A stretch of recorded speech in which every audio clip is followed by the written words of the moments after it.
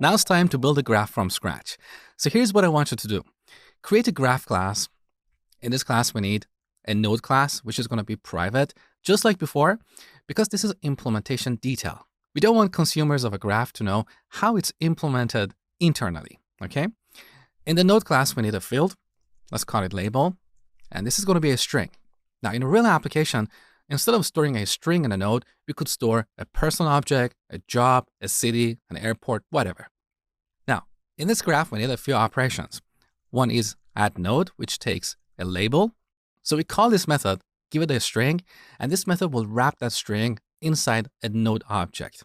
From the outside, we don't know that there is a node object behind the scene. That is implementation detail and may change in the future. Similarly, we need a method called remove node, which takes a label. We also need add edge with two parameters, from and to, and remove edge with the same parameters. And finally, the print method. When we call the print method, we should see something like this. A is connected with B and C. Similarly, B is connected with A. Now, technically, the print method shouldn't be implemented in a graph because a graph shouldn't know how it's going to be represented.